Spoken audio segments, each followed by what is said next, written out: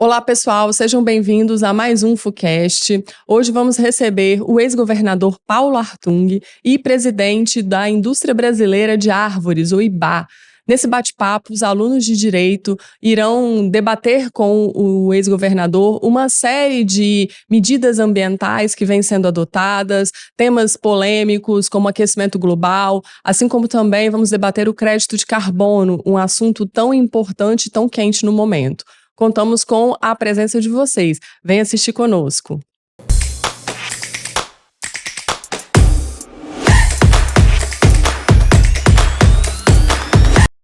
Bom dia a todos, caros ouvintes.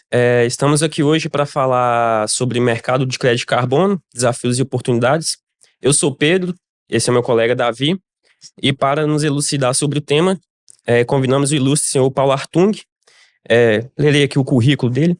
Economista formado pela Universidade Federal do Espírito Santo, ex-governador do estado do Espírito Santo, ex-deputado estadual, inclusive foi um dos constituintes da nossa Constituição estadual, ex-deputado federal, ex-prefeito da nossa capital Vitória, já atuou também na diretoria social do BNDES, é ex-senador da República e atualmente, além de outras várias atribuições, é também palestrante e presidente executivo da IBA, Indústria Brasileira de Árvores.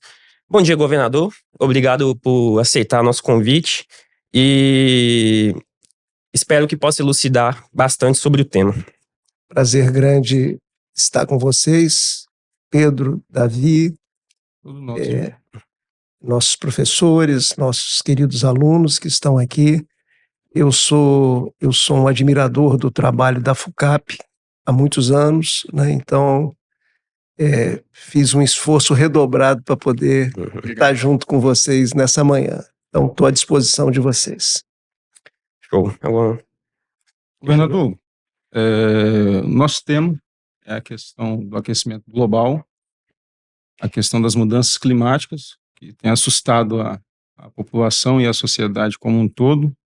Inclusive, no último final de semana, nós passamos uma temperatura. Nós precisamos embarcar rumo a um futuro sustentável. Diante disso, nós gostaríamos de saber a opinião do senhor do que é urgente e necessário fazermos quanto sociedade para evitarmos ou até mesmo parar esse fenômeno do aquecimento global.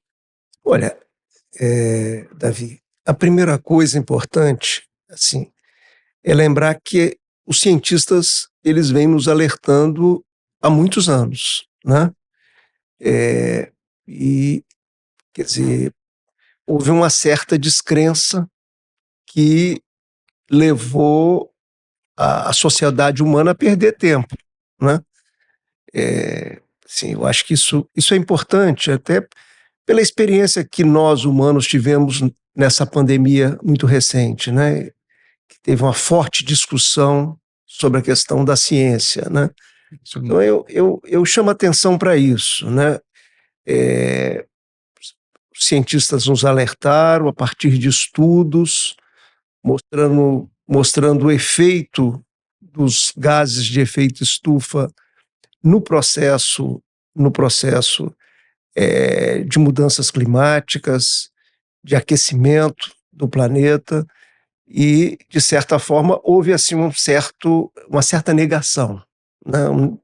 Vou usar uma expressão que é popular, um negacionismo básico.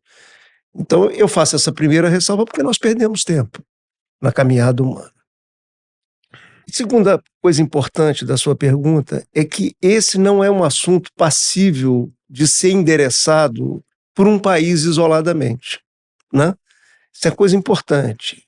Você precisa de uma concertação planetária. Você precisa aquilo que os nossos diplomatas chamam de um movimento multilateral.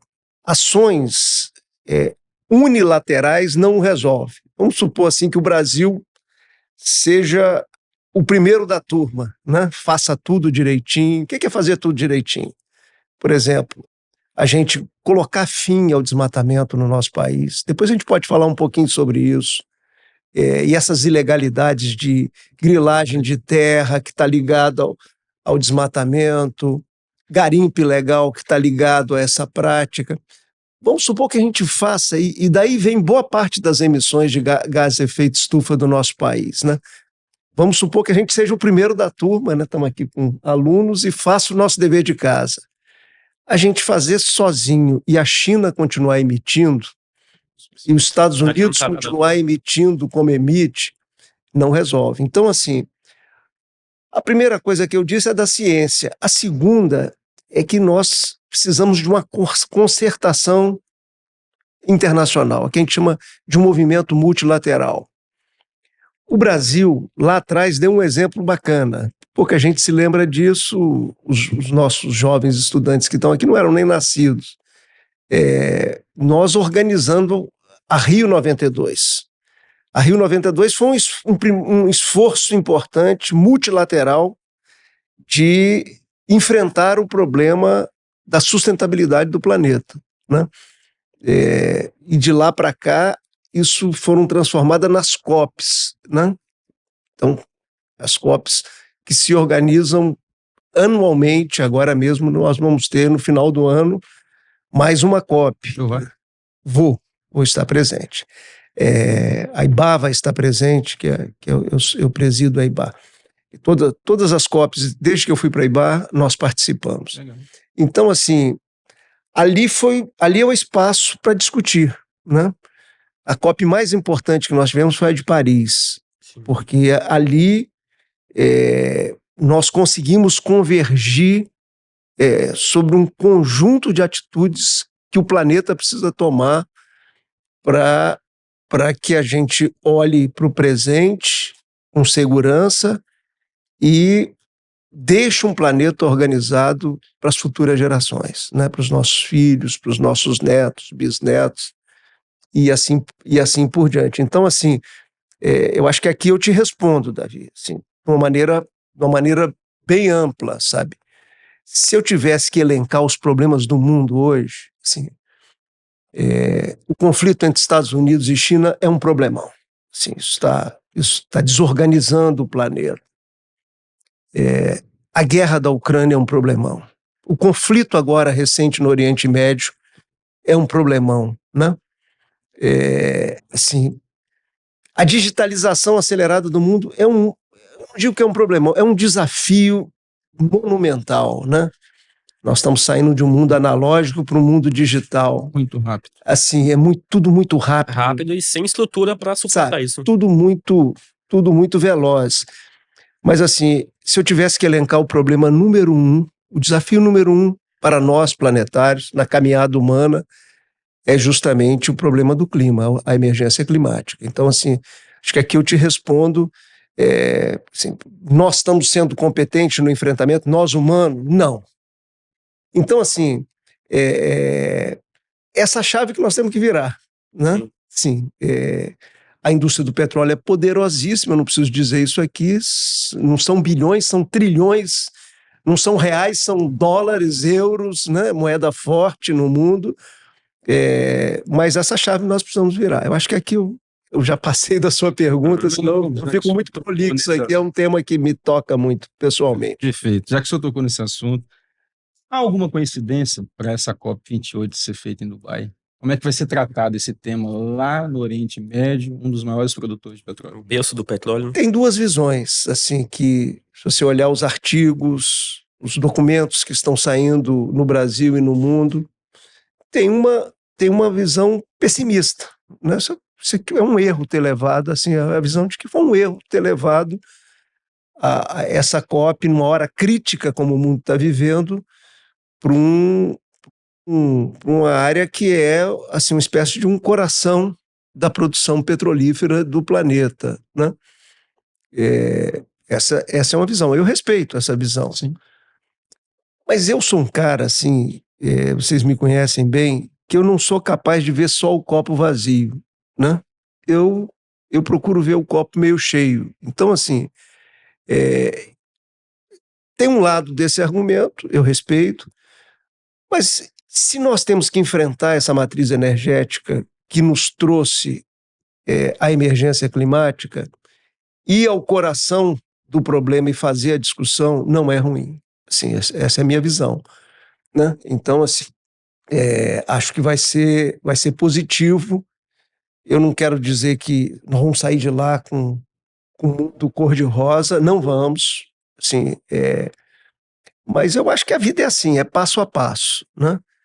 Tem uma filosofia que eu gosto muito, que é a seguinte, quer dizer, na vida, por mais distante que seja o seu objetivo, quando você sai da acomodação e dá o primeiro passo, você já está mais perto daquilo que você deseja, você almeja, daquela meta que você tem para a sua vida, para a vida da sua coletividade e assim por diante. Eu acho que lá vai ser mais um passo, né? Eu estou precisando, eu tenho que dizer aqui que a humanidade tem que arranjar um jeito de dar mais passos e andar mais rápido, porque, eu volto a dizer, nós perdemos tempo e o problema está batendo na nossa porta. Os eventos climáticos, eles estão se sucedendo, né? Essa semana mesmo foi feito um levantamento desses eventos mais extremos, como que eles agudizaram nos últimos anos. Então, assim, nós não temos tempo a perder, né? Tem uma boa notícia nisso tudo, assim, e esse é o Paulo Hartung, que sempre procura uma boa notícia para os momentos mais desafiadores que a gente tem. Quer dizer, tem uma boa notícia. O Brasil, se ele fizer o dever de casa dele, eu já falei qual é o dever de casa principal, que é combater as ilegalidades, tipo de desmatamento, né? O Brasil pode se posicionar bem no mundo da descarbonização. Tem potencial. Tem potencial, assim. Por que tem potencial, assim? Porque tem ativos ambientais que não são replicados no mundo, são ativos nossos. Nós temos a maior floresta tropical do planeta, nós temos a maior biodiversidade do planeta. A gente fala de COP de clima, mas tem a COP da biodiversidade. Nós, da IBA, participamos das COPs da biodiversidade também.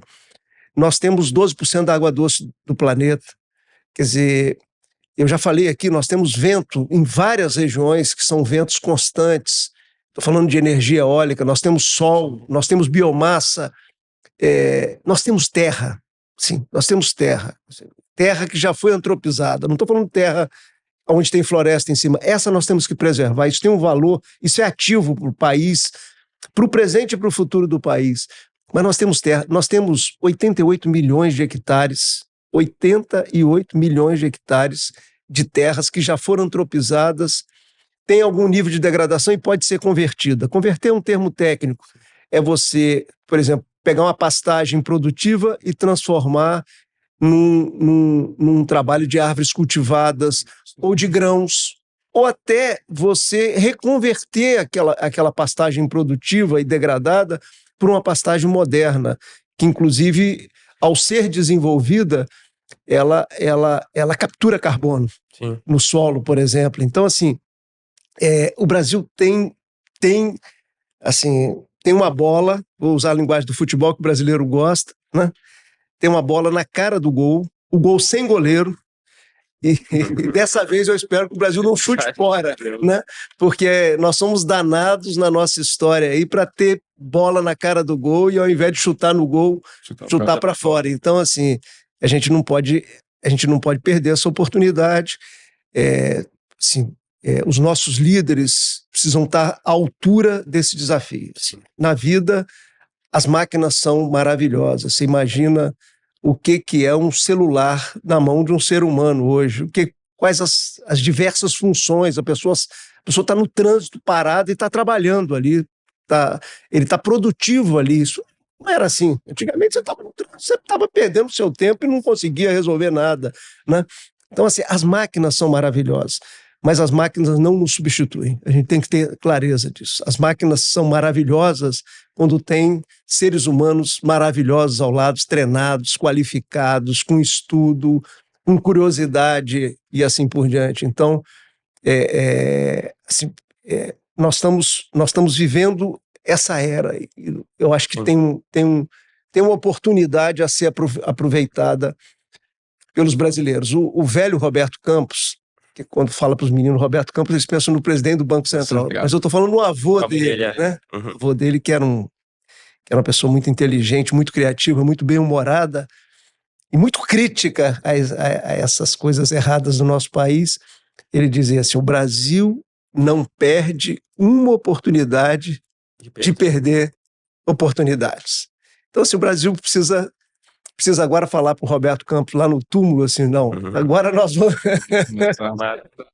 agora nós vamos acertar o passo e nesse processo de descarbonização do planeta, o Brasil vai se colocar com protagonismo, que é isso que nós precisamos, né? Sim, fazer nosso dever de casa e tomar as atitudes, né, assim, que nós precisamos tomar. Quer dizer, instituir um bom mercado regulado de carbono. Nós já temos o mercado voluntário funcionando, sabe? E agora já aprovamos no Senado o mercado regulado. Nós da IBA participamos muito do debate, demos contribuições e o projeto que foi para a Câmara foi um bom projeto, assim, tendo as possibilidades do debate do país. Então nós precisamos fazer um bom mercado, saber como é que a gente incentiva essas novas fontes limpas de energia para elas se desenvolverem, né? Quando você tem energia limpa vindo do sol, vindo do vento, você pode, por exemplo, fazer hidrogênio de baixo carbono, né? Que é o termo técnico que está sendo usado no Brasil. O hidrogênio pode ser usado como energia para muita coisa. Então, o Brasil pode ser um provedor do mundo, mas pode ser um provedor de produtos limpos. Assim, se a gente tem energia limpa aqui, nós podemos fabricar produtos limpos para o mercado mundial. As pessoas, não, nós vamos exportar energia? Podemos exportar energia, mas nós podemos ser um grande exportador de produtos que o consumidor olha lá e sabe, olha, esse produto, ele, ao ser fabricado, usou energia limpa, né? Que é isso, que é um sinal que tem a ver com esse novo consumidor, com a juventude, que quer saber de onde veio, a rastreabilidade. Preocupar com o futuro. Quer saber do pós-uso, né? Você usa uma coisa, você fala, como é que eu vou fazer com isso depois, né? Essa embalagem aqui, isso vai ficar 300 anos para se decompor no ambiente, ou isso aqui vai ser reciclado e ter uma outra utilidade e assim por diante. Então, assim, o Brasil pode se posicionar como já é um provedor de alimento, pode crescer muito como provedor de alimento e cada dia fazendo uma agricultura sustentável, né, que respeite o meio ambiente, que conviva bem com a natureza, pode ser um provedor de energia e pode ser um provedor de diversos produtos a partir de uma fonte limpa de energia e ser um diferencial para a gente. Então, assim, por isso que eu falo que a bola está na cara do gol e o gol está sem goleiro, né? Assim, a bola, sei lá, a bola está lá na pequena áreazinha, assim, que fica até difícil chutar fora. Mas como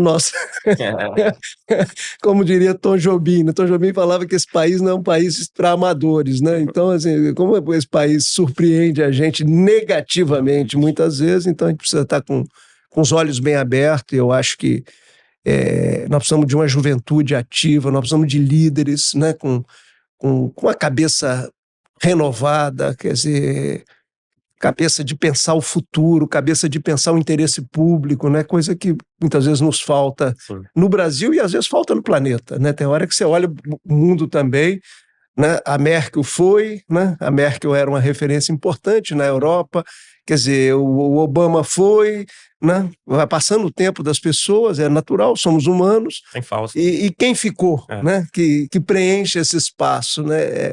Tem um vazio de liderança, não é só no Brasil, mas no Brasil é muito grave, né? Precisamos de bons líderes, meninos, meninas, jovens, que se formem com essa ideia de um olhar aberto e, mais do que isso, de uma visão cravada no interesse público, né? Assim, não pode ser o meu projeto, tem que ser um projeto coletivo, um projeto que mexa com o conjunto da sociedade. Contribuindo.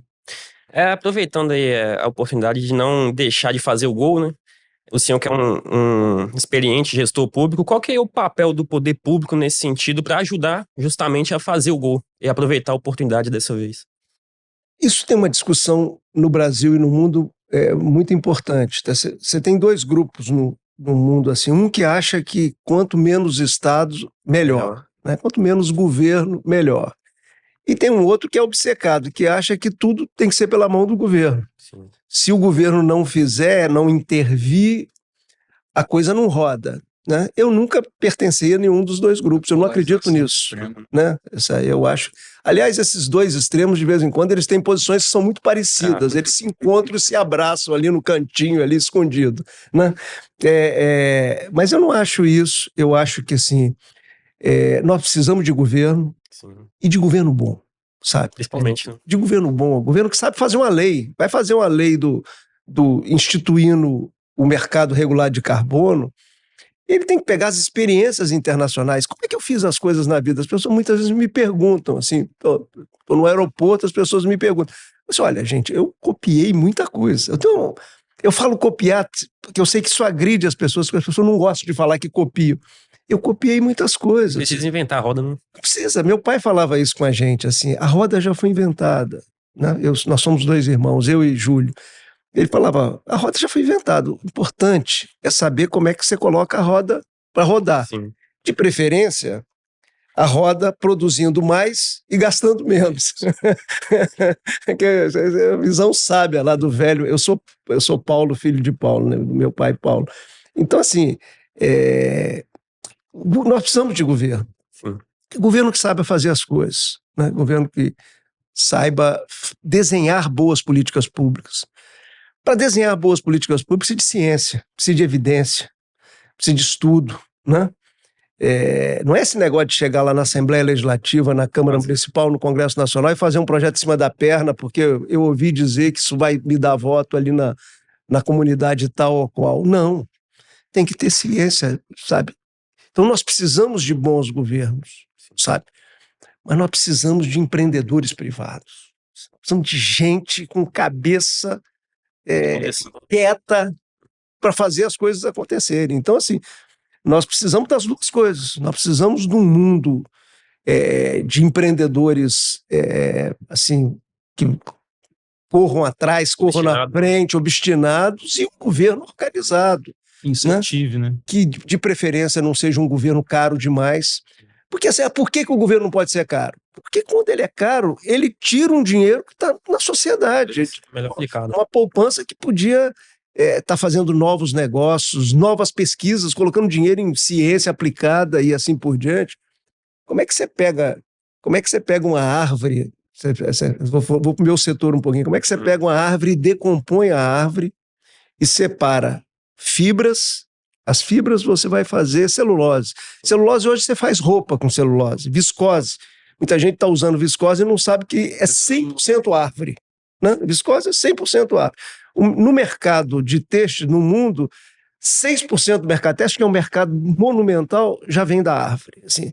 Então você decompõe primeiro as fibras, que faz celulose, faz papel, faz isso tudo que a gente vê, né? E depois você pega uma outra parte, que é a lignina. Lignina é uma espécie de uma cola. Quando você olha por que uma árvore como essas que estão... Eu estava aqui na sombra, aqui, esperando a hora de vir para cá. Se uma árvore dessa ela é rígida, é porque tem uma cola ali chamada lignina. Quando você separa a fibra da lignina, a lignina já lhe permite fazer energia. As fábricas do setor de árvores cultivadas no Brasil são praticamente todas elas movidas a um subproduto da lignina chamado licor preto, né? Que é biomassa, que a gente chama de biomassa, e que roda as plantas, que vê energia limpa. Então, assim, isso vem de pesquisas. Era assim lá atrás? Não era, né? Lá atrás o cara sabia, não, de uma árvore eu faço essa mesa aqui, né? Eu faço essa mesa, faço os móveis da minha casa e não sei o quê. Então, isso você vai desenvolvendo. Então, assim, precisa ter dinheiro para pesquisa, para desenvolver as coisas, para procurar caminhos, né? Novas fontes de energia limpa e assim por diante. Então, não sei se eu lhe respondo bem, nós precisamos de governo eficiente, sim, governo que chute na rede, né? E precisamos de uma sociedade empreendedora que faça acontecer. Como é que a FUCAP nasceu? Nasceu de uma tentativa de organização de um trabalho dentro da UFES, que a burocracia da nossa querida UFES, eu sou filho da UFES, então eu tenho muito respeito pela nossa universidade que está aqui do outro lado da avenida.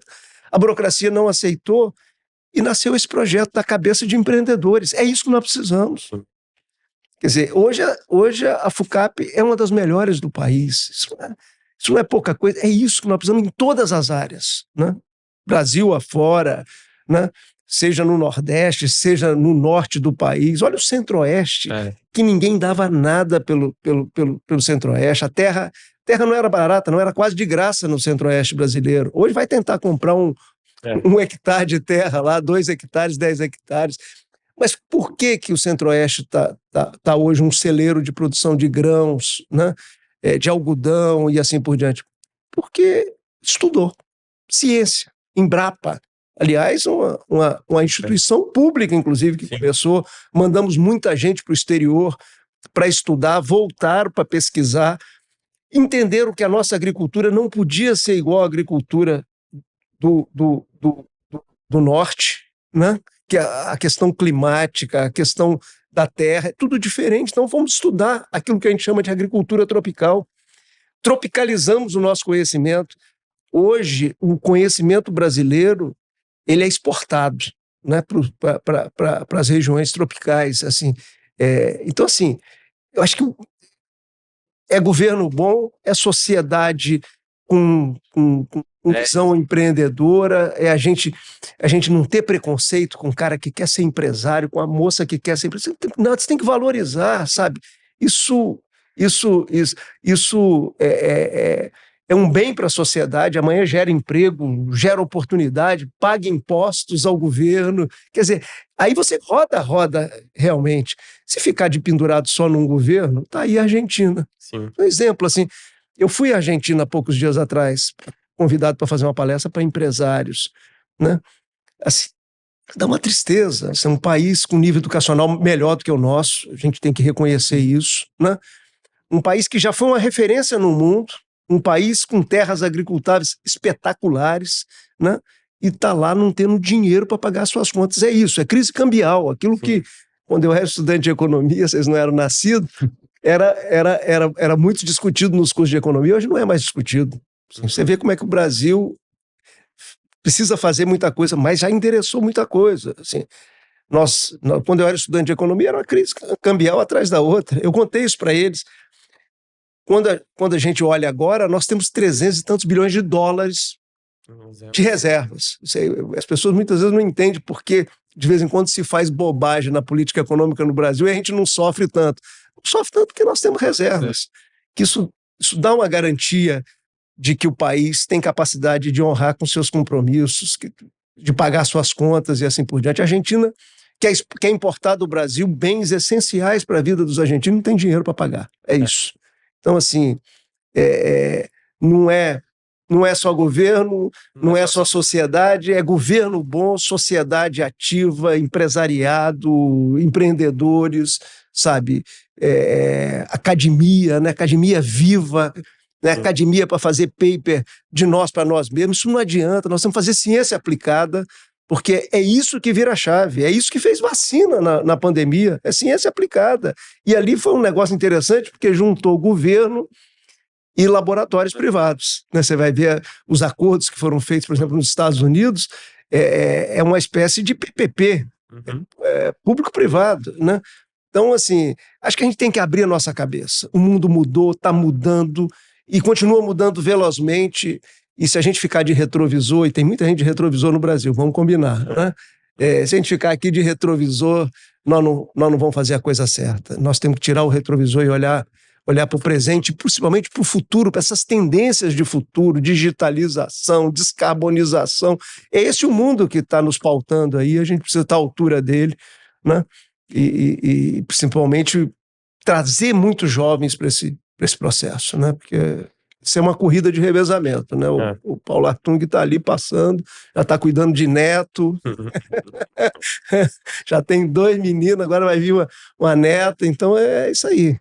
Acho que resume bem uma frase, se não me engano, é do senhor, é cada um fazendo a sua parte, todos cuidando de todos. Claro. E fosse conjunto aí. Senhor Paulo Artung, o senhor falou da IBA. Acho que agora é um bom momento, porque o senhor reúne vários dessas competências que o senhor falou. O senhor é político, empreendedor, O senhor enxerga a possibilidade da reunião da COP100 em Dubai como uma oportunidade. E eu acho que o crédito carbono está ligado a isso. Em meio ao caos, a oportunidade de fazer diferente, ganhar dinheiro com isso aí. Eu gostaria que, primeiramente, o senhor dissesse para nós como é a atuação da IBA, como ela atua diante desse cenário, na produção de florestas, e, posteriormente, a gente adentrar o tema do mercado de crédito de carbono. Olha, se você me permitir assim, uns 30 segundos, eu acho que para os jovens vai ser importante o que eu vou contar aqui muito rapidamente. Eu vou fazer uma síntese aqui.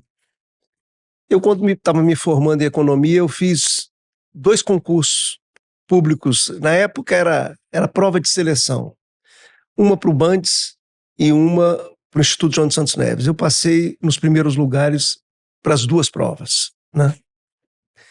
E o governador da época, era amigo da minha tia, mandou me avisar que não ia me nomear. Como eu vinha de liderança, eu era um líder estudantil importante, eu fui o primeiro presidente do BCE na UFES, na reabertura das entidades estudantis.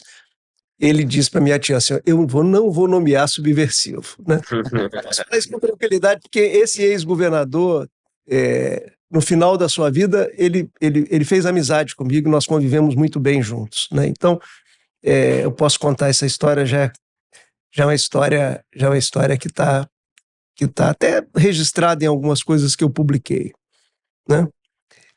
Aí eu tive que me virar. Fui no meu pai era um comerciante, um industrial já relevante aqui em Vitória, e contei a história para ele. Ele falou assim: não, vem trabalhar comigo. Eu falei: não, deixa eu montar um negócio para me aprender a trabalhar sozinho. Aí ele foi meu sócio capitalista, óbvio, né?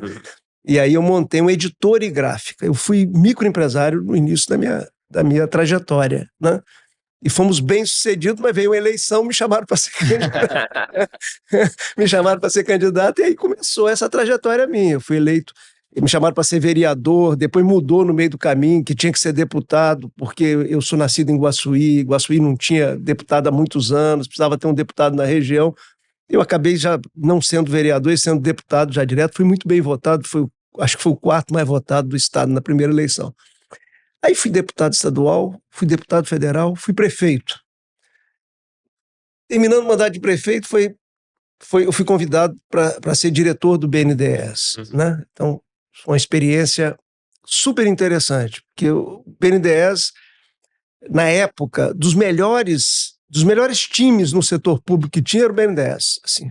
Tanto que o governo puxava os quadros do BNDES para ser ministro, secretário executivo de ministério, diretor de estatal e assim por diante. Só tinha gente boa. Muita gente boa. E eu fui trabalhar com essa turma. Então eu aprendi muito. Foi uma espécie assim de um mestrado que eu fiz, sei lá, um doutorado, uma coisa qualquer assim, porque eu tive que estudar muito para trabalhar no banco. Depois eu voltei para ser candidato a governador do Espírito Santo, perdi uma convenção. Eu não perdi a eleição. Eu disputei 8 eleições, fui eleito 8 vezes. Perdi uma convenção. E aí fui candidato a senador e fui senador. Então, assim, depois saio do Senado, viro governador, sou governador. Quando termina o 2º mandato de governador, eu estava achando que eu estava saindo da vida pública ali. Aí eu fui para a iniciativa privada. Fui ser conselheiro, fui conselheiro da EDP, da Hold da EDP, lá em São Paulo. Fui conselheiro da Veracel. Veracel é no sul da Bahia. É uma grande empresa de fabricante de celulose, que é uma parceria Brasil-Noruega. Então, assim, tinha uma experiência rica e depois voltei a ser governador de novo. Assim. E quando eu estava saindo do governo, aí eu estou chegando na sua pergunta, vê que eu dei uma voltinha aqui. Quando eu estava saindo do governo, eu recebi propostas para trabalhar em São Paulo. Né? Eu recebi 3 propostas para trabalhar em São Paulo e veio a proposta da IBA, que eu mais me identifiquei. Por quê? Porque é um setor que planta árvores para fins industriais.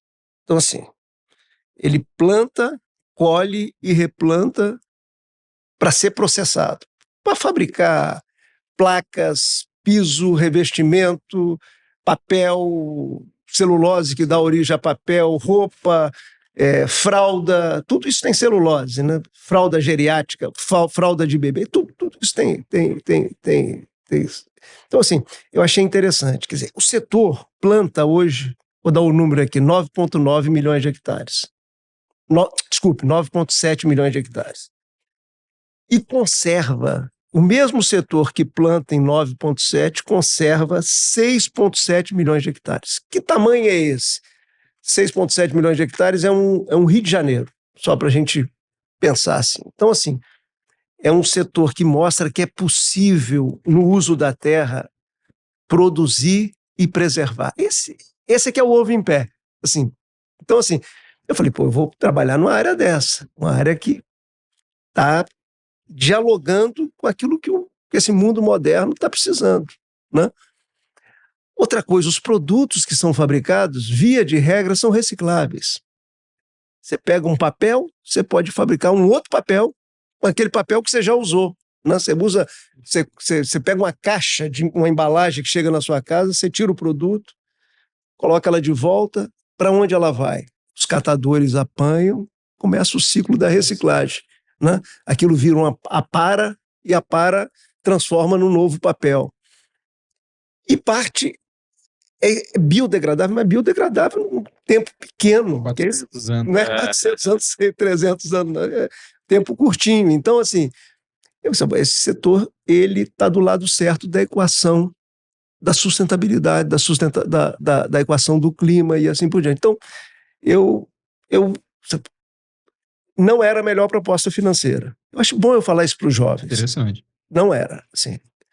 Mas é a proposta que, assim, estava mais ligada aos meus propósitos. Eu funciono muito assim, né?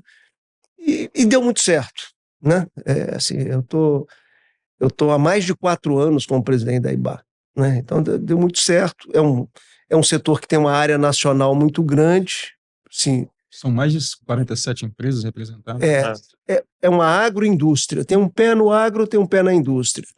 Bacana, porque no agro é o mais produtivo do mundo.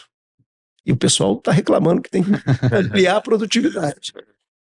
Na indústria, é super moderna. Assim, enquanto a indústria brasileira está vivendo nesse ciclo agora, uma desindustrialização acelerada e precoce, o setor está praticamente inaugurando uma fábrica nova a cada ano e meio. Assim, nós estamos na Ásia, nós somos fornecedor na Ásia, somos fornecedor na China, importantíssimo, nós somos fornecedor na Europa, nós somos fornecedor nos Estados Unidos, nós somos fornecedor no Canadá, no México e assim por diante. Assim, então, é um setor que é competitivo no mundo inteiro. Assim. E aí tem muitas coisas, quer dizer, você olha que é um setor que está do lado certo da equação do clima, mas, ao mesmo tempo, do ponto de vista de acesso a mercado, que é um termo técnico, mas é importante, é um setor que acessou mercado. Quer dizer, eu brinco assim, enquanto muita gente pegou avião para arranjar subsídio em Brasília, esse setor também pegou avião, mas para o mundo afora e abriu mercado. Então, hoje, o ano passado foi a maior exportação da história do setor. Aliás, foram os maiores números, maior produção, maior exportação da história do setor. Nós somos o segundo produtor do mundo, primeiro é os Estados Unidos, o Brasil é o segundo, e nós somos o maior exportador do mundo. Então, assim, e com esse sentido, né? Participando dos debates, o setor tem posição muito clara, é contra o desmatamento da Amazônia, assim, é claro, assim, não fica tergiversando, não, sabe, teve um problema no Pantanal, o setor se posicionou, e eu acho que isso é uma coisa muito boa para o Brasil, inclusive, de você ter, na sociedade civil, uma atitude positiva, né? Quando as pessoas brincam lá fora comigo, assim, pô, você consertou o Espírito Santo. Eu falei, eu não. Eu tive um papel, mas os capixabas se uniram, a sociedade civil capixaba botou a cara na reta e nós consertamos o Espírito Santo. Quer dizer, como é que faz aqui no Rio de Janeiro para consertar essa confusão que está aqui? Olha, o nosso modelo capixaba lá sabe, pode ser aplicado aqui. Mas não pense que vai ser um salvador da pátria, vai aparecer alguém que sozinho vai fazer. Não faz. Se a sociedade civil não estiver indignada com as coisas erradas, assim, e não colocar a mão na massa, as coisas não mudam. Então, assim, você tem que participar. Você está vendo que está fazendo uma coisa errada na região, no bioma amazônico. Você tem que botar a cara na reta e colocar a posição. Não é brigando. assim, agredindo ninguém, brigando no sentido de agressão. Não é xingando e muito menos fulanizando. Se tem uma coisa da minha vida que eu sempre debati muito, mas nunca xingando ninguém. Sempre debati e continuo debatendo no campo das ideias. E eu acho que essa é a direção que a gente precisa. A gente precisa ter posições claras, mas para isso nós não precisamos fulanizar. Interessante que levou, não sei se na época já estava nessa crescente, né? Mas o senhor parece que fez a escolha certa, né? Porque o mercado está bem Promissor, né? promissor nessa área da questão ambiental. Por isso que eu tenho pé quente. Que foi o mestrado lá. É importante ressaltar, tem uma frase do senhor, que devemos cuidar das nossas florestas com zelo sem precedentes. Acho que isso aí tem muito a ver com a IBA também. O Brasil é dono da maior floresta tropical e nós detemos aí 12% de água doce do planeta. Então a gente está num cenário de dificuldade caótico, só que com a visão de pessoas empreendedoras como o senhor, nós enxergamos a possibilidade de tentar salvar o planeta e ganhar dinheiro com isso. O Brasil tem bastante potencial. Nós gostaríamos agora de adentrar o tema, como a gente pode explorar o mercado de crédito de carbono, começar a explicar para os nossos colegas o que é o crédito de carbono, como ele foi criado, para a gente elucidar um pouco sobre Sim. isso. Assim, só passear um pouquinho na Amazônia, Claro. quer dizer, a floresta em pé, ela tem um valor inestimável pelos serviços ecossistêmicos que presta, né? Assim, deixa eu explicar isso para todo mundo. Quer dizer, o regime de chuva do Brasil tem a ver com a floresta amazônica. A floresta amazônica, ela toma quase 60% do nosso território. Os rios aéreos que eles dizem. Então, assim, conservação do solo, né? Isso tem a ver com floresta. Então, assim, a questão é que o governo, em tempos anteriores, estimulou brasileiros de várias regiões a ir morar no bioma amazônico. Nós temos hoje 25, 26 milhões de brasileiros e brasileiras morando lá, né? Lá não é só a floresta. Sim. Tem cidades enormes, como Manaus, como Belém, e temos cidades pequenas no território. O território é monumental. Assim, o Brasil não conhece a região amazônica, o brasileiro não conhece. Quando vai com calma, né? Não é ir visitar Manaus e voltar, não, porque vai continuar não entendendo a região. A região é muito grande e muito diversa. Ela não é homogênea, como as pessoas olham de fora e acham. Então, assim, a floresta em pé, ela tem um valor inestimável para o nosso país. Mas nós precisamos cuidar daquelas almas que estão lá. Só para a gente não perder a sua parte da pergunta, né? Tem 26 milhões de brasileiros e brasileiras. Nós precisamos, através de caminhos como o da bioeconomia, né? Em pequena escala. A IBA trabalha com bioeconomia em larga escala, mas em pequena escala, por exemplo, a experiência que eles têm com açaí é uma bioeconomia, sabe? A experiência que eles têm com cacau é uma bioeconomia. Você não está... A floresta está lá e você está trabalhando atividades econômicas, gera emprego, gera renda e assim por diante. Você precisa dar condições de vida para aquela população. A população tem que ter acesso à comunicação, tem que ter acesso a saneamento e assim por diante. Eu queria passar rapidamente nisso, né? Sim, mercado voluntário de carbono. Ele nasce da disposição das empresas, grandes multinacionais, em função da pressão dos seus consumidores, que é assim que a vida anda, né? Então, uma companhia aérea, sabe, começou a colocar uma plaquinha ali, olha, eu estou adquirindo crédito de carbono, né, para fazer frente às minhas emissões, porque um avião voando emite muito, né? Então, assim, e por aí vai, grandes companhias, Microsoft, começaram a entrar no mercado voluntário de carbono. Esse é um mercado que foi se organizando no mundo e no Brasil, né? Da onde vêm os créditos de carbono? Vêm de soluções baseadas na natureza, né? Que tipo de solução baseada na natureza? Por exemplo, desmatamento evitado. Quando você consegue com a comunidade convivendo com uma floresta, evita o desmatamento, então isso você gera crédito de carbono, tem metodologia, e assim por diante. Hoje, aliás, esse mundo da metodologia, dos cálculos, isso é um mercado que está se estabelecendo. Então, o mercado voluntário andou. E o mercado regulado ele foi se organizando em algumas partes do mundo, né? Melhor experiência, na minha opinião, Europa, né? A Europa a Europa unificada montou um mercado de carbono que é o mais robusto e o mais volumoso do planeta.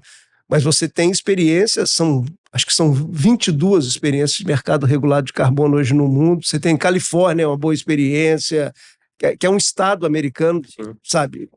No país não tem um mercado de carbono, mas tem na Califórnia.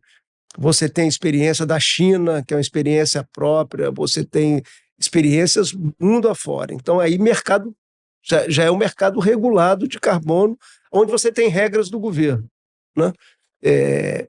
O mercado regulado de carbono ele veio se organizando basicamente nas emissões que são industriais, né? Então, ele regulou muito a indústria.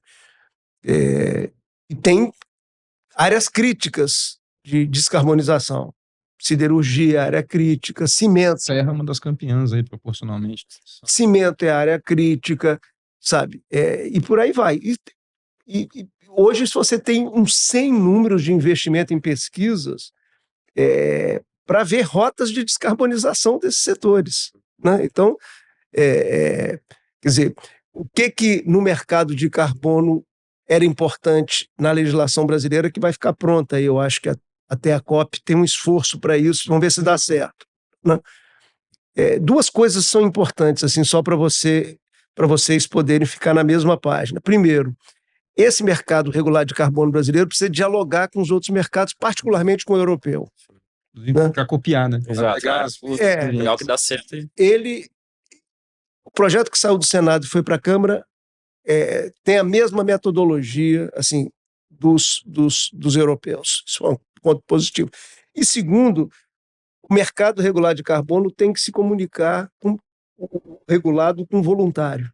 Eles não podem brigar um com o outro. Sim. Eles têm que ser compatíveis. A lei que saiu do Senado e foi para a Câmara permite essa possibilidade. Então, regulado, no caso, não acabaria com o voluntário. Não regulou demais. É isso.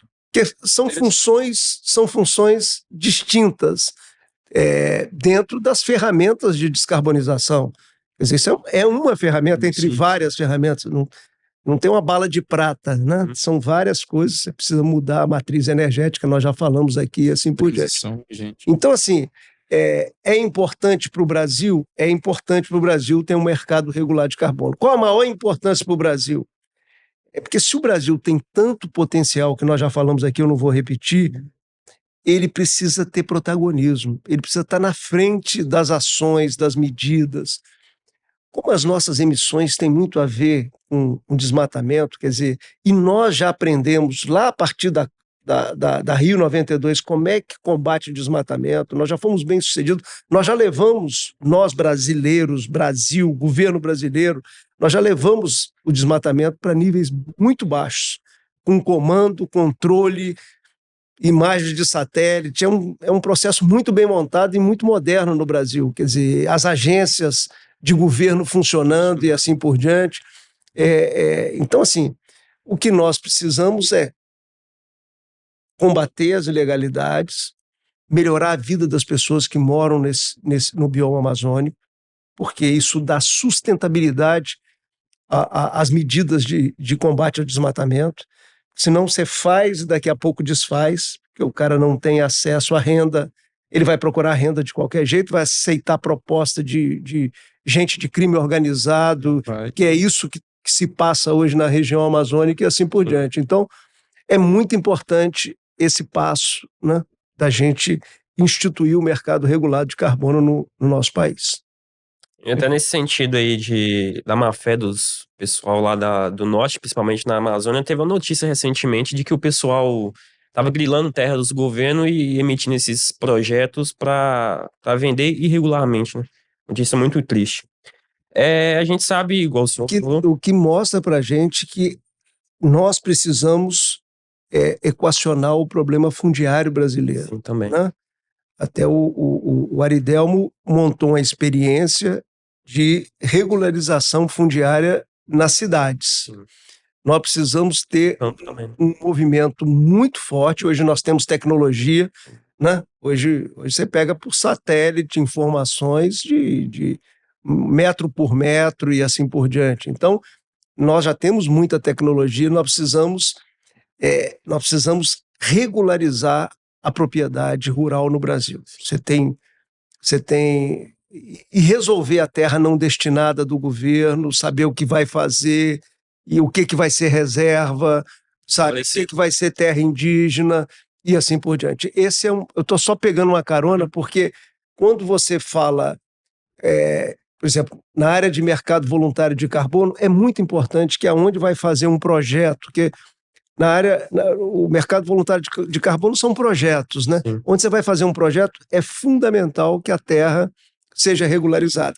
Esse conflito que você está citando do norte foi um problema de mistura de terra não regularizada com terra regularizada com terra de governo. Uhum. Ali mostra a confusão que é o problema fundiário do Brasil em várias áreas, em várias regiões do país, particularmente no norte brasileiro. Sim. O senhor até citou aí a respeito dos projetos. O senhor poderia citar alguns dos projetos? A gente sabe que tem o de reorganização do processo produtivo também, que a Tesla, se eu não me engano, faz isso. A gente tem reflorestamento para fixar o carbono no solo. O senhor poderia citar alguns? Olha, eu visitei muito próximo do Espírito Santo, chamado Simbiose, né? Assim, quem tiver curiosidade de conhecer um projeto de restauração florestal, quer dizer, essa é uma restauração florestal no bioma da Mata Atlântica. É muito interessante. Muito interessante. Pouco falado. Pouco falado, né? Próximo de Trancoso, né? Nas proximidades ali de Trancoso, eles começaram, alguns empresários fizeram um fundo, começaram um processo que bateu muita cabeça no início. Por quê? Porque diferente das árvores exóticas, tipo eucalipto, tem muita pesquisa científica em cima do eucalipto no Brasil, tanto que na produção de eucalipto nós somos o mais produtivo do planeta, né? Pinos, tem muita ciência, viveiros, laboratórios que estudaram e desenvolveram. Então tem muita ciência em relação à produção do pinos lá no sul do país, Rio Grande do Sul, Santa Catarina, Paraná, um pedaço de São Paulo planta pinos. Diferente dessas exóticas que nós trouxemos, né? Nada contra, porque café nós trouxemos também, só para a gente ter clareza, soja nós trouxemos também. A jabuticaba. A jabuticaba é nossa. Então, assim, mas diferente disso, infelizmente nós não temos muitos estudos científicos em relação às nativas, por exemplo, da Mata Atlântica ou do bioma amazônico. Sabe, isso é uma deficiência no Brasil. Então, assim, o projeto Simbiose foi procurar no Brasil alguma base científica para começar um reflorestamento com espécies da Mata Atlântica. Aonde que ele achou? Em Soretama, né? É interessante eu contar isso aqui, porque pode, para o curso aqui, ser importante. Em Soretama, doutor Eliezer, né? O saudoso Eliezer Batista, ele estimulou um desenvolvimento de espécies da Mata Atlântica na reserva da Vale, em Soretama. E esse banco de dados é que serviu para o projeto Simbiose desenvolver lá no sul da Bahia. O projeto Simbiose está comprando pasto e fazendo conversão para restauração florestal, projeto de restauração florestal. Então, é muito interessante, assim.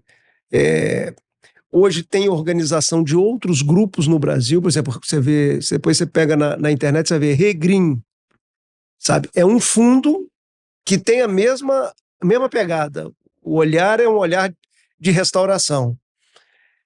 Aí, por exemplo, você pega o Simbiose pensa em manter uma área como reserva permanente, já de de floresta de Mata Atlântica e usar uma parte economicamente, né? O projeto nasceu com esse formato. O Regreen está pensando uma coisa que mantenha a floresta e use o mercado de carbono. Isso aí você vai vender crédito de carbono, porque uma árvore, quando vai crescendo, ela vai capturando carbono, que é tudo que nós precisamos no planeta. Então, assim, então eles estão pensando. Outro dia teve na televisão, quem quiser pesquisa, Mombac. É outro grupo que está trabalhando com esses formatos, né? Restauração florestal, projeto de crédito de carbono e assim por diante. Na COP anterior, a Suzano, a Vale, os bancos lançaram uma outra empresa, um outro fundão que eles estão criando aí chamado Biomas, né? Que é um outro grupo que já está funcionando, ótimos técnicos.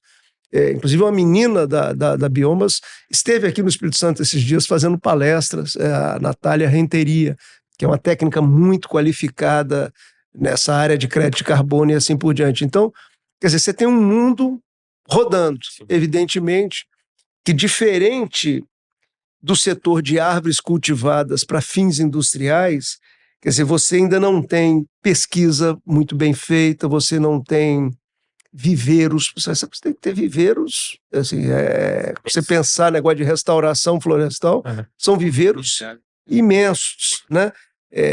E aí você vai ter que ter lá, por exemplo, no caso da Mata Atlântica, nós conhecemos aqui, vão ter que ter jacarandá, né? Vai ter que ter as árvores nobres da Mata Atlântica e assim por diante. Mas você vê, o Brasil tem esse potencial, até no campo da restauração florestal. Assim, mesmo tendo quase 60% do seu território com cobertura florestal nativa. Então, por isso que eu brinco que é uma bola na cara do gol. Governador, na questão da criação de projetos para a área de preservação ambiental, assim, a gente consegue identificar a doação por parte dos fundos, porque tem um cunho social coletivo no nosso planeta. Mas no que tange às empresas que vão mudar a sua forma de produzir, que vão fazer a substituição, essas empresas, existe algum fundo destinado para dar um amparo a essas empresas, ou vão ter que tirar do seu faturamento uma nova reorganização do processo produtivo delas?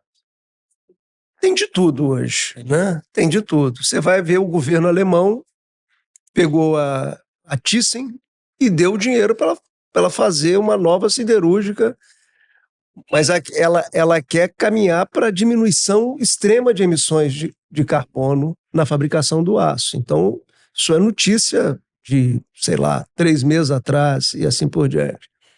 Você vê, eu fui aqui na Ponta de Tubarão esses dias, né?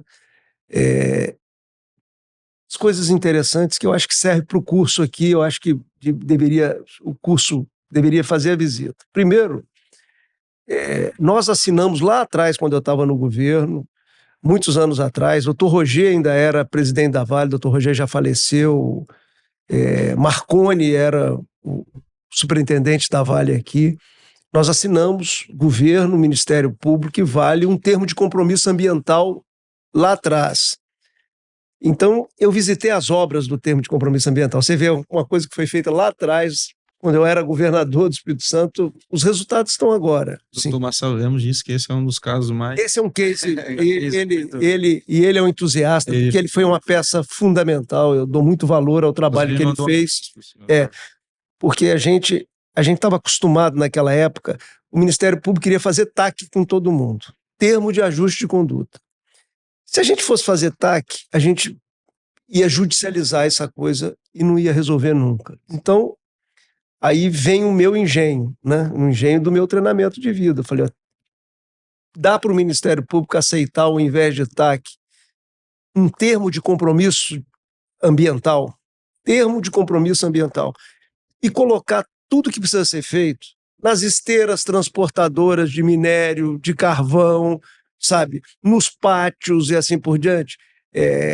Nós colocamos primeiro o Indefense da América Latina, foi aqui na Ponta de Tubarão, não tinha isso na América Latina. Hoje você vai lá, ela está toda protegida, a Ponta de Tubarão. Assim, eu fiquei... Então, assim, eu visitei essa experiência, né? E É que está fazendo é a Vale. É bilhão. Isso é conta de bilhão. Né? Eu me lembro quando essa conta chegou na mão do Dr. Roger, que era o presidente da Vale, ele foi conversar comigo e falou, mas como é que eu vou? Da onde eu vou tirar isso? Falei, não, mas é parcelado, doutor Roger, isso não é um dia que tem que tirar 1 bilhão, isso vai sendo feito ao longo de muitos anos. E você vê que a obra agora está chegando ao final. A segunda coisa que eu visitei na Ponte Tubarão, respondendo a sua pergunta, foi o projeto de briquete. Ali tem 8 usinas de pelotização. Quando você faz pelota, né, pellets, aquilo você faz um produto que a produtividade dele na fabricação do aço é maior do que você colocar no alto forno direto o minério. Então, assim, mas quando você fabrica pellet, você emite.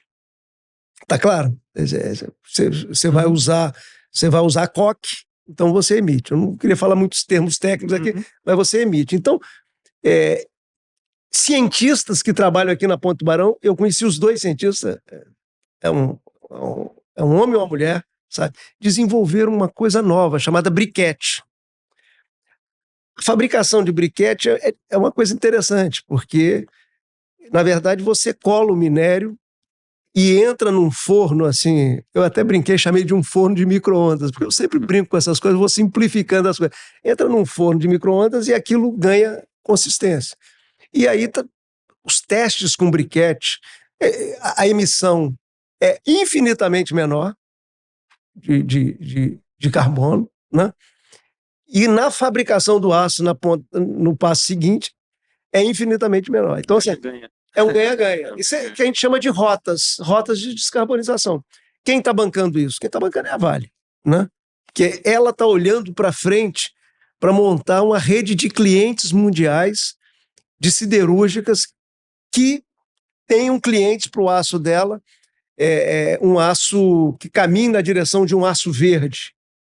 Se você olhar hoje, na imprensa internacional hoje, tem a Scania dizendo que até 2030 não vai usar aço que não aço verde nos seus caminhões. Assim, eu estou indo de ponta a ponta.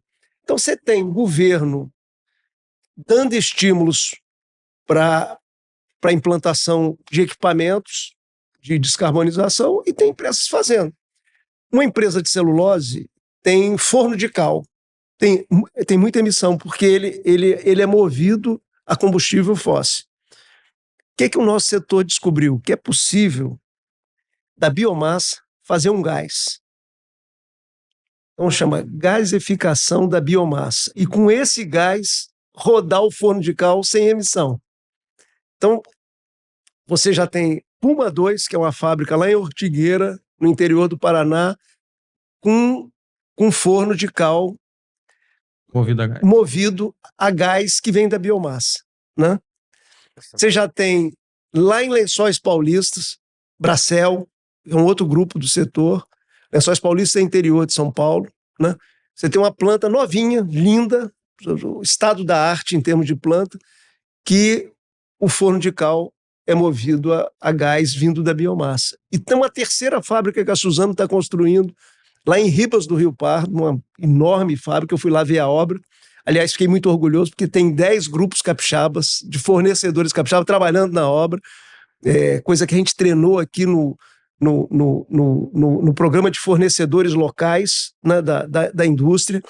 Então, tem 10 grupos lá, e lá já está implantando o forno de cal, que vai ser movido pelo gás vindo da biomassa. Então, assim, você tem as coisas que vêm do governo.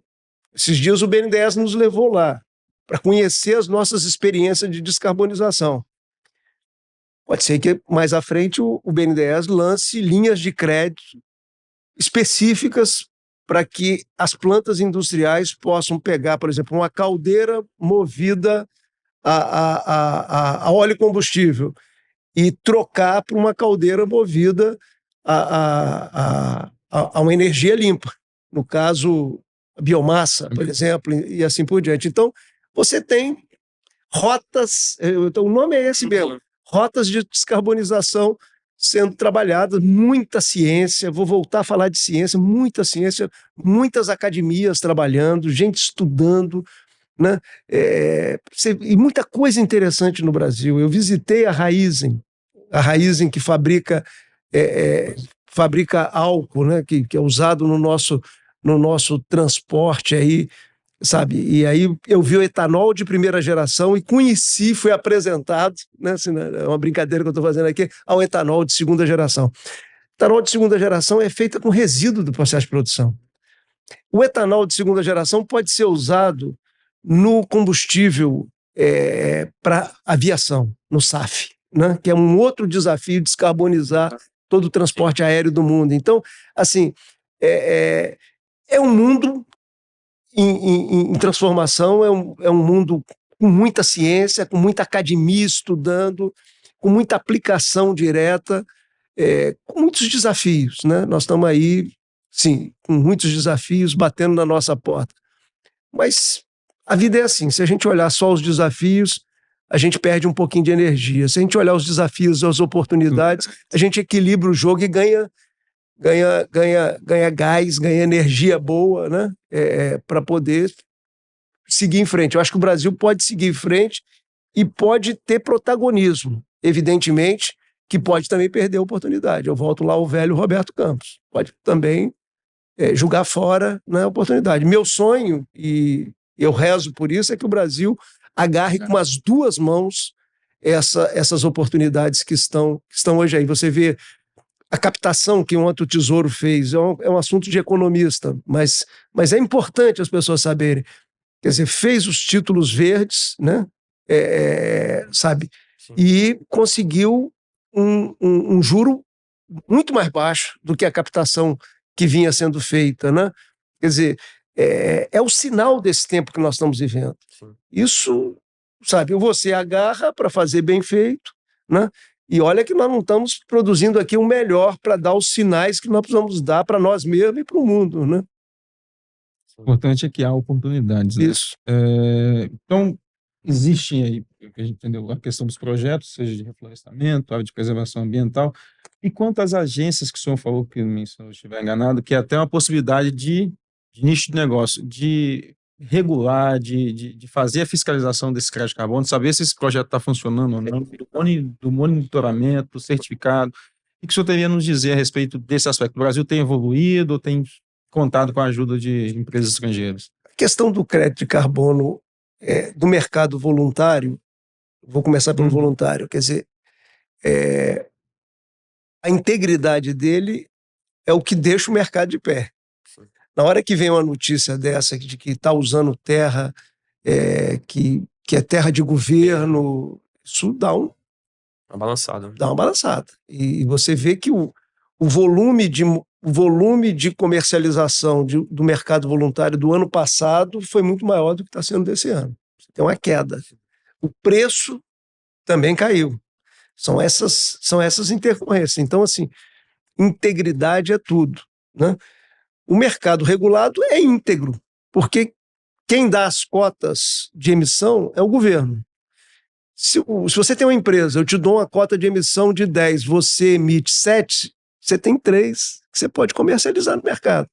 Se você não emitir nem 7, emitir 5, você tem 5 que você pode comercializar. Acho que essa que é a jogada da Telsa. Você entendeu?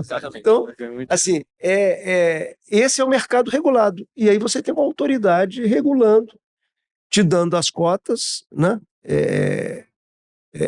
Sabe, no mercado de emissões, e você foi além do que você tinha na cota, você tem que comprar, né? Você tem que comprar de outro, né, que conseguiu colocar um equipamento novo na indústria dele, baixou a emissão dele, ou você tem que comprar do mercado. Por isso que conversa o mercado voluntário. Ou você vai no mercado voluntário e compra. Para comprar no mercado voluntário, você tem que ter integridade do crédito de carbono. Isso aí, hoje é um desafio no mundo, né? Não é só no Brasil.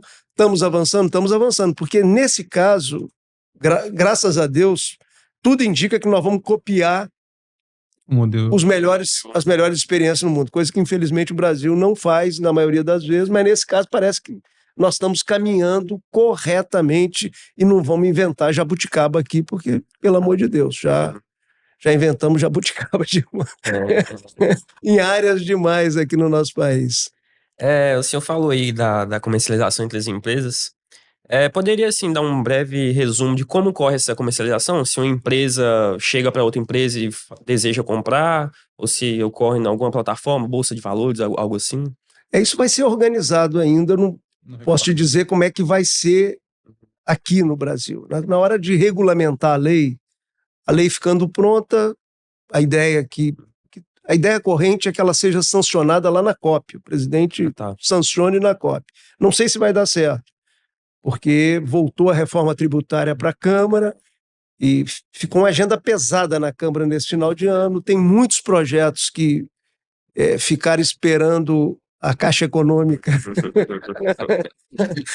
fazer uma piada, mas enfim, a agenda está densa, vamos ver se dá certo. Se der certo, vai ser sancionado, aí você vai me ver dentro do debate da regulamentação. Aí na regulamentação é que vai ficar claro como que você organiza esse mercado, quais são as instituições que participam, qual o papel do Banco Central, qual o papel da CVM, sabe? Aí você vai ter definido direitinho. Vai ser um ativo financeiro mesmo? Essa é uma discussão que está rodando, né? Eu acho que caminha para ser um ativo financeiro, mas tem que ver como é que tramita agora na Câmara dos Deputados, né? Acho que...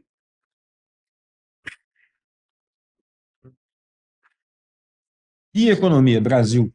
A FGV falou que nós temos o PIB verde, né, da bioeconomia, que gira em torno de 2,5 trilhões. Sim. Quais são os setores, senhor governador, que envolve esse subsetor que a FGV denomina da bioeconomia brasileira?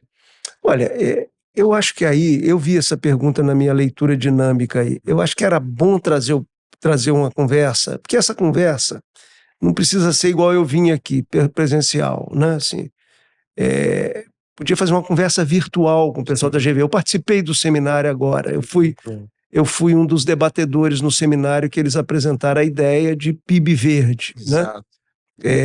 Mas eu acho que devia trazê-los, porque aí é uma temática que abre um novo universo aqui na nossa conversa, é uma outra concepção de produto interno bruto. Então, assim, se me permitir, eu deixo aqui essa sugestão que eu acho que é melhor, se precisar que eu ajude o Aridelma a fazer a ponte lá. Com certeza. O professor que estabeleceu o estudo do PIB verde é um amigo meu, então eu faço a ponte para vocês. Acho que é melhor. Muito obrigado. E aí você vai entrar num outro universo, que você vai ter uma conversa do tamanho dessa que você está tendo comigo, sobre a ideia. Hoje mesmo tem um artigo na imprensa internacional sobre o tema, né? Então é um tema que veio para nos instigar. É a transição, né? Daqui para frente. E o tamanho do mercado do carbono? Hoje nós podemos falar em números, hoje o Brasil tem uma perspectiva. Tem gente que fala, eu não falo, assim, porque eu não gosto de assim, estabelecer previsões em coisas que precisam ver o funcionamento. Não, precisa ver o funcionamento prático, né? Hoje tem um número numa matéria no Estado de São Paulo, até o Plínio, que é um profissional que eu admiro muito no setor, né? O Plínio é da antiga Biofílica, que foi comprada pela Ambipar recentemente, né? E ele continua no projeto. Ele é um profissional. A entrevista é ótima, eu até prescrevo, depois eu posso deixar a cópia da entrevista com vocês, está muito boa. Ele coloca lá, por exemplo, no mercado voluntário, ele coloca uma estimativa de 5 bilhões, dizendo que a estimativa é conservadora. Não, não sei se é conservador que ele usa, mas é um termo similar a esse. Então, assim, tem muita gente fazendo estimativas, né? Inclusive profissionais bons como o Plínio, que eu estou citando, mas eu prefiro ver esse funcionamento a partir da regulamentação do mercado, né? Do mercado regulado no Brasil. Aí nós vamos ver o tamanho dessa operação. Agora, volto a dizer, o simbolismo do Brasil ter um mercado regulado de carbono, um país que tem o potencial que nós temos, é muito importante. Por isso que eu estou trabalhando muito para que isso fique de pé. Mudou completamente a minha visão. Não é aquela visão que o mercado de carbono por si só resolve a descarbonização. Não, não é isso. Isso é uma das ferramentas entre tantas que o Brasil precisa, que o planeta precisa. Nós já falamos aqui, eu não vou repetir. Perfeito. Né? Então, assim, mas ele é muito útil para um país como o nosso. Sabe? É um passo importante. Em suma, dá para preservar o meio ambiente e ganhar dinheiro. Dá para preservar o meio ambiente e ganhar dinheiro. Quer dizer, a expressão que nós usamos no setor de árvores cultivadas para fins industriais é que dá para produzir e preservar. Ótimo. Essa eu acho que é a expressão mais correta, clara, assim, e que mostra com clareza para onde nós temos que andar nos próximos anos, né? E as pessoas entenderem os ativos ambientais que tem dentro das suas propriedades. Por exemplo, vou falar da área rural, né? Muitas vezes eu visitei propriedades que eu senti o proprietário assim, com desprezo pela reserva legal, pela APP que ele conservava, e aquilo é um ativo, né? Importante, né? Inclusive para a qualidade da produção agrícola na terra do proprietário, sabe? Então, essa consciência é que nós temos que mudar e também diminuir as brigas, né? Porque uma brigalhada que também não nos ajuda muito a construir uma mentalidade boa para uma fase difícil, mas que tem muitas oportunidades para o Brasil. Sim. Governador, já caminhando para o final, o que regeu mais ou menos aqui o podcast foi que o Brasil está numa posição de adotar as oportunidades, não deixar de fazer o gol. O senhor, dentro dessa perspectiva, poderia deixar uma mensagem aos nossos empreendedores para que incentive-os, né, a caminhar para essa economia verde? Olha, deixo uma mensagem assim, de moderado otimismo em relação ao presente e ao futuro do Brasil, né? Quer dizer, o sucesso depende da gente, né? O sucesso depende da gente. O sucesso depende de nós, brasileiros. O sucesso depende da gente valorizar o processo de formação de pessoas, né? Nas nossas escolas, né? Quando a gente começa lá na educação infantil, depois vai na educação fundamental, os 2 ciclos, ensino médio, profissionalizante, que é uma coisa que é uma rota que nós precisamos percorrer no Brasil, né? Essa obsessão que tudo tem que ser ensino universitário é uma obsessão equivocada e, infelizmente, muitos líderes nossos continuam batendo nessa mesma tecla, né? Você vê aí a experiência da Alemanha como uma experiência notável de ensino técnico profissionalizante, pessoas felizes, né? Profissão boa, salário bom, poder criar a família. Então, assim, vou voltar, depende da gente. Por que eu estou falando de formação profissional, de formação educacional? Porque eu acho que essa é a principal tarefa do Brasil.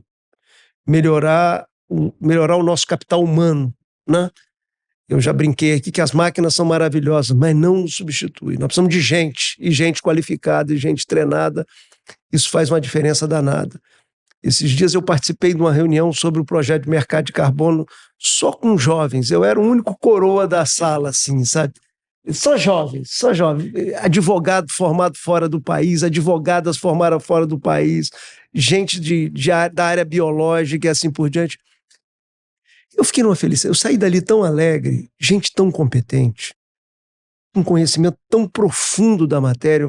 Eu falei assim, puxa vida, o Brasil está começando a endereçar aquilo que precisa endereçar. Nós precisamos ter gente, né? Não pode faltar gente para buscar soluções para problemas concretos, né? Seja resolver a descarbonização de um setor, seja resolver o problema de transporte. Como é que faz transporte? Vamos eletrificar os caminhões. Isso é compatível com o Brasil? Desse tamanho, né? A gente tem que olhar... Colocar essas baterias depois. Sabe? Como é que faz, né? Quer dizer, nós precisamos ter gente com capacidade de discutir. Então, assim, minha mensagem é de otimismo. Assim, nós temos um potencial, mas nós precisamos de gente. Assim, precisamos de gente. Precisamos votar bem, para ter governos organizados. A gente precisa ter a capacidade de colocar gente na vida pública que faça a diferença. Né? Assim, são pessoas que vão nos representar. Essa consciência ainda não chegou no brasileiro. Né? Você elege um deputado, ele vai nos representar por 4 anos, vai votar pela gente. Né? Se colocou uma pessoa preparada, o que eu chamo de uma pessoa preparada? Que sabe tudo? Não. Uma pessoa que sabe que não sabe, para mim é um craque, sabe? Porque ele vai procurar quem sabe. Né? Vai procurar assessoria, ouvir técnicos, ouvir cientistas, ouvir pessoas que estudam aquele tema, e aí ele vai aperfeiçoar a decisão dele. Então, assim, nós precisamos melhorar a qualidade da nossa representação política. Eu estou falando de forma geral, assim, no país, sabe? Mas, volto a dizer, minha visão é a visão de otimismo. Outro dia eu estava numa palestra que estava todo mundo desanimado, né? E só eu, moderadamente animado, que eu sou sempre, né? Aí eu, lá pelas tantas, aquele auditóriozinho, tudo achando que nós estamos na beira do precipício, eu falei, gente, posso dar um conselho a vocês? Pode. Ao invés de assistir palestra minha, vocês deviam visitar a Argentina. Aí eu, a autoestima vai lá em cima. O Vitório caiu na gargalhada. Assim, quer dizer, e eu disse a eles, olha, a Argentina está numa esquina da vida que nós brasileiros estivemos e não faz muito tempo. O que nos diferencia deles? É porque nós já conseguimos endereçar algumas coisas importantes. Precisamos endereçar outras, né? É por isso que eu estou falando aqui de educação, essa coisa. Precisamos endereçar outras. Mas quando a gente olha eles com caixa vazia, a gente com 300 bilhões no caixa, eles erraram a mão porque o boom de commodities foi para nós e foi para eles. Eles são vendedores de commodities também. Quer dizer, eles poderiam ter feito uma proteção naquele período e não fizeram, nós fizemos. Né? Então, assim, quer dizer, nós fizemos reforma da Previdência. Ah, não foi perfeita. Talvez tenha que fazer outra. Ok, mas nós fizemos. Sim. Isso já tem resultado no caixa. Nós fizemos reforma trabalhista. Não deu resultado. Tem um monte de gente que fala assim, a reforma trabalhista não deu resultado. E aí não consegue explicar por que o mercado de trabalho está surpreendendo. Surpreendeu o Paulo Guedes, surpreendeu agora o Haddad. Sabe? 2 governos diferentes, surpreso pela desenvoltura do mercado de trabalho. Isso tem a ver com a mudança da legislação. Quer dizer, nós endereçamos coisas microeconômicas, por exemplo, saneamento, até que, enfim, conseguimos criar um marco regulatório para trazer capital privado para uma coisa que é vergonhosa, que nós já devíamos ter resolvido há 100 anos atrás, que é coleta, tratamento de água, coleta e tratamento de esgoto. Quer dizer, então, assim, sou otimista, mas, assim, se eu tivesse que prescrever uma leitura, para quem gosta de ler, porque o livro é dessa grossura, assim, Liderança, Harry Kissinger, sabe? É um livro para mostrar isso que eu falo muito, sabe? O papel da liderança. Né? Quer dizer, uma liderança ruim pode produzir um resultado dramático. Né? Você vê a Argentina é um baita potencial dando errado. Né? Liderança ruim, sabe? Ao longo de quantos anos, né? De peronismo ali. Liderança ruim. Uma liderança certa, né? Parcialmente certa, ela endereça as coisas que produzem resultado na sociedade. Então, assim, eu tenho uma visão assim que o mundo não está fácil, não está para principiante, usando a expressão do Tom Jobim. O mundo está complexo, 2 guerras graves, um conflito de hegemonia no mundo entre Estados Unidos e China, que está desorganizando. Estamos aí com os efeitos da pandemia ainda, desorganizou cadeias produtivas, cadeias de suprimentos no mundo. O mundo não está para principiante, inflação, juro alto nos Estados Unidos, né? E o problema do clima, que eu acho que é o principal problema. Né? Então, assim, não está fácil, mas se a gente tiver a capacidade de olhar esse copo Meio cheio. esse copo vazio, mas não perder a oportunidade de olhar o meio cheio, a gente vai ver que tem oportunidade em cima da mesa. Na história do Brasil, esses dias eu falei isso numa palestra, na história do Brasil eu acho que nunca, aí sim é nunca, nunca na história do Brasil nós tivemos a oportunidade desse tamanho que nós temos hoje. Com essa magnitude. Eu acho que a gente precisa ter capacidade de transformar essa oportunidade em emprego, renda e vida melhor, principalmente para os jovens brasileiros que precisam olhar para o futuro deles e não enxergar isso, sei lá, na Austrália, na Europa, nos Estados Unidos, olhar isso dentro do nosso território. Contra quem vai trabalhar em Londres, trabalhar em não sei aonde, ótimo, assim, eu fico orgulhoso quando encontro um brasileiro bem-sucedido mundo afora, mas a gente não pode ter só oportunidade mundo afora, a gente precisa ter oportunidade aqui no Espírito Santo, aqui no Brasil, né? Porque não pode um espaço com tanta riqueza, tanto potencial, tanta riqueza como esse, a gente viver com tantas privações ainda entre os nossos irmãos e irmãs. É isso. Mais alguma? Muito obrigado. Conversa muito gratificante, honrosa em receber o senhor aqui. Acho que deu para esclarecermos um pouco a respeito do crédito carbono. Em nome da turma do direito, gente, nossa sala, nossa turma está de portas sempre abertas para receber o senhor. E muito obrigado pelo bate-papo.